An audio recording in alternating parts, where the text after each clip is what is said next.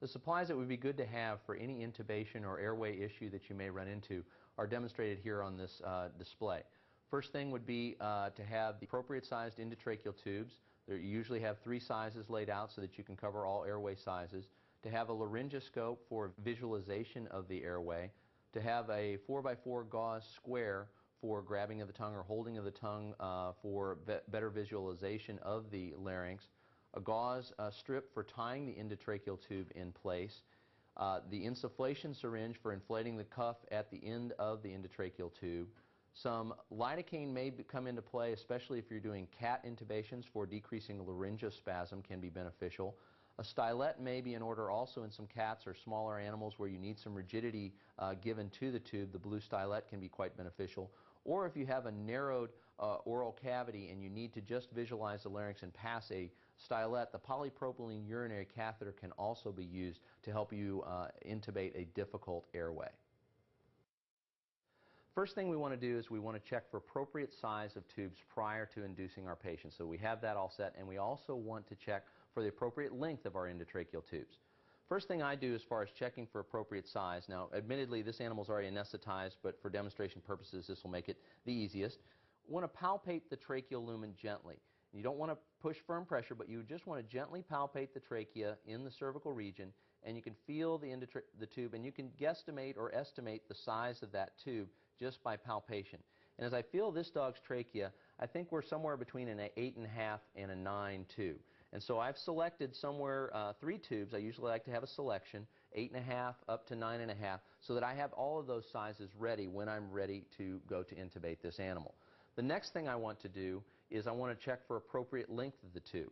And the appropriate length that we're looking for is we want to palpate the thoracic inlet of the dog, and we want to palpate the manubrium of the sternum, and that's about where we want this tip of the endotracheal tube to reach. We do not want to go beyond that because we can pass this into one lung for a one-lung intubation, or if we have it too short where it's setting back in the larynx, we do not want to have that either because it won't occlude as well and give us a patent airway.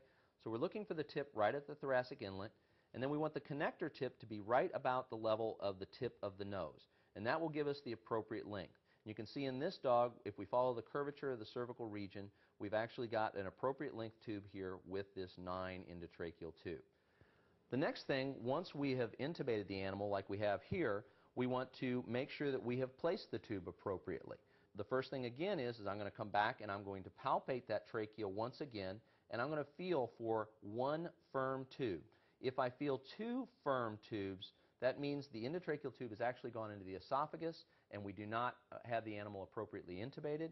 The next thing I want to do is I want to check for appropriate length of that tube. Again, I want to make sure that this connector is very close to the tip of the nose, and I want the other tip close to the to the thoracic inlet.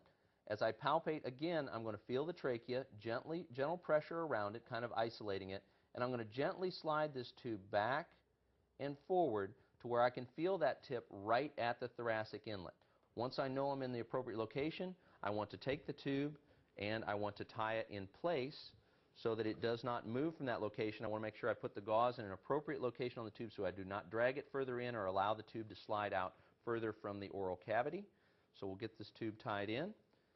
And then the last thing that I want to do is I want to make sure that I have the appropriate occlusion of the trachea with the insufflation bulb at the other end. One of the first things I do is I'm going to close off the pop-off valve once I've got it connected to the anesthesia machine, and I'm going to squeeze the rebreathing bag. And I should listen for a rush of air around the endotracheal tube. You hear that rush of air, you know that you do not have the tube or the trachea occluded. And so I'm going to open the pop-off back up, and then I'm going to grab my insufflation syringe, and I'm going to put some air into this cuff. I'm going to gently inflate that to a point that it's just lightly inflated as you palpate it. But the key feature is I'm going to come back again, and I'm going to close this pop-off valve, and I'm going to squeeze the bag while I'm watching the pressure gauge. And this pressure gauge is in centimeter of water. You may have some that are in millimeter of mercury. What we want to do now is squeeze the bag again, and we should hear no air leak at about 20, and maybe hear a little leak or no leak up at 30 as the maximum. If you can squeeze that bag where it goes up above 30 and you still hear no air rushing back around it, you have overinflated this cuff and you've created a situation where you actually can occlude the trachea and compress the mucosa to the point that you will cut off circulation and create tracheal damage.